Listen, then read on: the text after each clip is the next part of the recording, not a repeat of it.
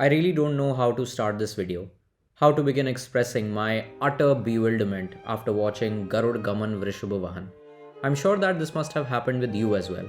You come across the trailer of a film on YouTube and end up being totally convinced for watching the film after it releases. Your first impressions generated after watching that trailer start building a wall of expectations.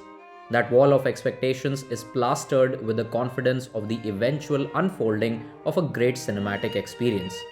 But what if that film breaks that wall and proves to be something beyond your expectations? What if the characters in the story look straight into your eyes and prove their prowess with that inescapable gaze? In the words of Rakshit Shetty, if a film engrosses you for 3 hours, that's one thing. But if it lingers within you for days, long after watching it, there is another story altogether. Such is the cinematic dominance and impact of Garuda Gamana Vrishabha Vahana. In this video, let's look at 5 brilliant moments from the film and their hidden meanings that fuse together to represent the gold standard of cinema. Starting off with the character of Shiva, the boy who was literally unearthed and brought back to life. After being tagged as the cause of all the troubles by his own mother and getting discarded like a piece of trash, the destiny of Shiva gives him another chance to live and breathe a new life with a new family that accepts him without any judgment. But the world around him chooses to remain cruel and inconsiderate of his traumatized state of mind. His silence towards the oppressive behavior gets ridiculed by everyone. Shiva refused to revolt against all the improper actions pointed towards him. But one day, when the same oppressive and improper action was pointed towards his brother Hari, Shiva finally broke his silence and rescued his brother, just like how Hari rescued Shiva by holding his hand when he was begging for survival. This incident in the film begins the rise of Shiva as the rebel with a cause. But what's brilliant is how the makers of the film start associating certain objects to define the persona of this character. And the significance of these objects start developing in a way that they become very strong motifs associated with the character of Shiva. These motifs help in the clever use of show don't tell and right exposition at the right time.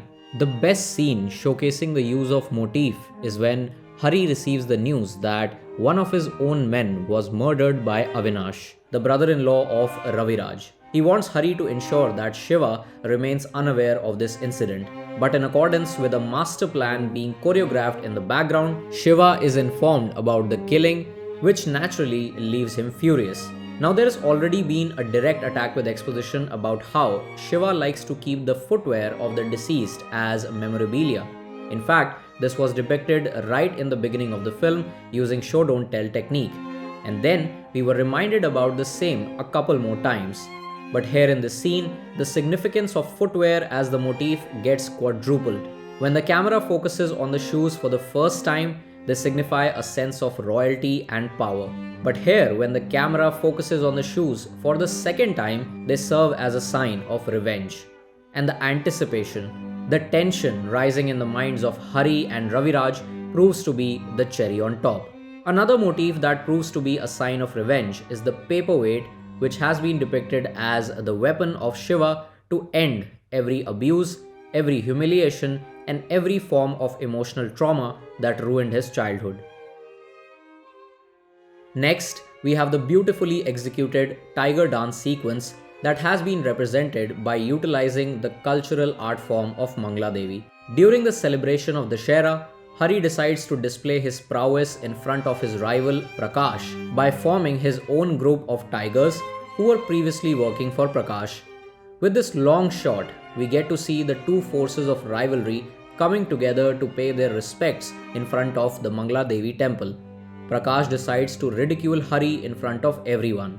As soon as things start getting out of hand and Prakash is about to take out his gun, Shiva once again breaks in to save his brother.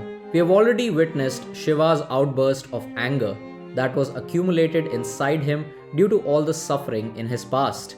He did break out of his shell and proved his courage that had been mistaken for cowardice. But with this scene, it was time for Shiva to make a statement and firmly establish themselves as the dominant figures and gatekeepers of Mangla Devi. It was time to invoke his inner Shiva, the ferocious destroyer. The music fades in and rain accompanies the beat of the drums to invigorate the deeply personal sentiments of Shiva. And then we witness a roaring yet graceful, disturbing yet enchanting composition of body movements which synchronizes with the cultural heritage of Mangla Devi as well as demonstrates the wrath of Shiva. If Hari is the preserver, Shiva is the destroyer.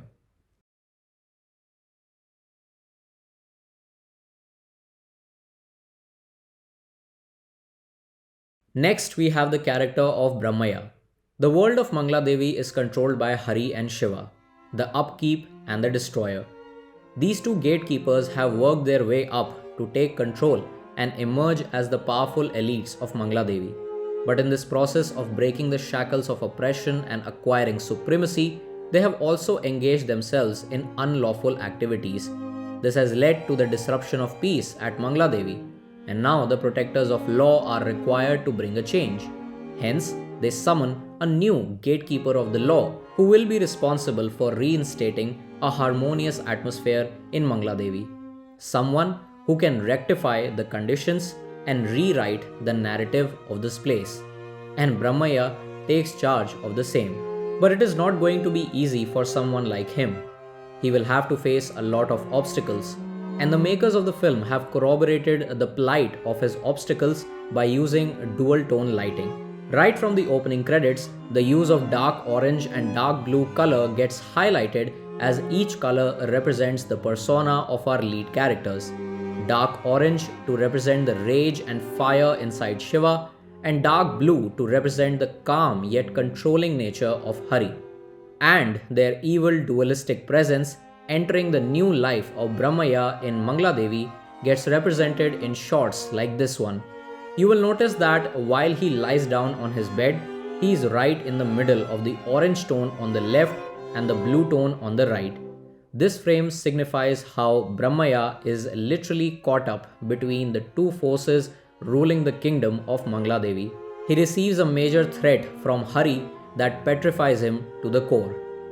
The next morning, Brahmaya is found in the same state of shock.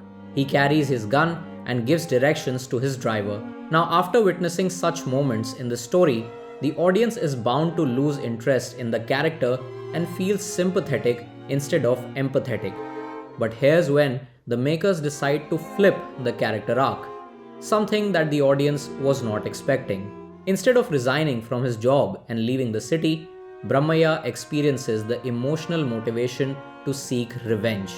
He needs to bring an end to the chaos and eliminate the brothers by demolishing the brotherhood itself. So, in the later scenes, the same treatment of dual tone lighting gets a new meaning for the development of this character. Brahmaya starts with the execution of his plan to cleanse the streets of Mangla Devi. His driver, who betrayed him previously, becomes the number one confidant who keeps him informed about every movement of the Mangla Devi gang. And it seems that the disintegration of the brotherhood is indeed on the cards. During the initial days of Mangla Devi gang, Hari used to regard the actions of Shiva with utmost respect. It won't be wrong to say that Hari thought of Shiva as the indestructible wall of resistance towards anyone who thought of disobeying or disrupting the gang. But as time progressed, Shiva started feeling insecure, or should we say, less regarded in the eyes of Hari. He used to think of him as both a brother and a watchdog of the gang. But now, Shiva starts feeling less regarded as the watchdog and being thought of more like just a dog with a leash. To express this same inner feeling of Shiva, the makers of the film incorporate the use of intercuts between Shiva and the pet dog of Raviraj. The dog is a rare breed and Raviraj paid a hefty amount to become its owner. He says that once the dog is big, no one will come near him. And Shiva starts feeling the same. He is removed from the everyday affairs of the gang and made to sit at the bus stop taking charge of something which he never expected to do. And during this entire scene, we get to see the intercuts between him and the dog who is first left alone at the house by its owner and then left out with the strays. This is synonymous with Shiva being left out as a goon and not treated like a family member anymore. His loyalty gets looked down by Hari, and from here onwards, their faithful camaraderie starts inching towards extinction. All of this began from this frame, which exemplified the condition of the dog being used as the metaphor for the inner conflict of Shiva.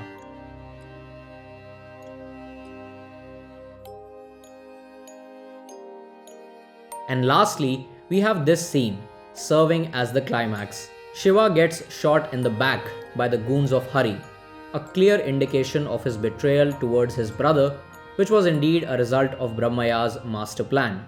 The kids who grew in front of Shiva and played cricket with him for the longest time are struck with lightning after witnessing the shootout. They get to know that the person behind the killing of Shiva is none other than Hari when he takes his celebratory ride on Shiva's bike. Hari is alone on the streets of Mangla Devi, just like how Shiva was alone after getting discharged from the hospital. Hari was never able to rescue Shiva from getting thrashed by the locals, but Shiva always rescued Hari from every situation. The kids decide to avenge the murder of Shiva by attacking Hari. They surround him on an empty street and hit the bat on his head from behind, the same way that Hari chose to kill Shiva. Hari gets cornered by the kids and is hit with a knife. He starts losing control and falls on the ground. The orphan, who became more than just a brother to Hari, is no longer there to protect him from any kind of external conflict. Nothing can save him today. This begs the question that whether Hari developed a genuine compassion for Shiva, or did he just kept him close to act like a wall of resistance? Honestly, it doesn't matter now. Brahmaya has successfully completed his mission of rewriting the history of Mangla Devi. He has fulfilled his duty and proved his worth not just to the world but to himself as well. Brahmaya, Hari, Shiv. Brahma, Vishnu, Mahesh. The trinity of Garuda Gamana Vrishabha Vahana. Hey guys, thank you so much for watching this video. Let me know your thoughts about the film in the comment section, and if you like the efforts put behind this video, you can hit the like button, share this video, and also show your support by hitting the red subscribe button and pressing the bell icon so that you don't miss any updates. I will see you soon in the next one. Thank you so much for watching. Long live cinema.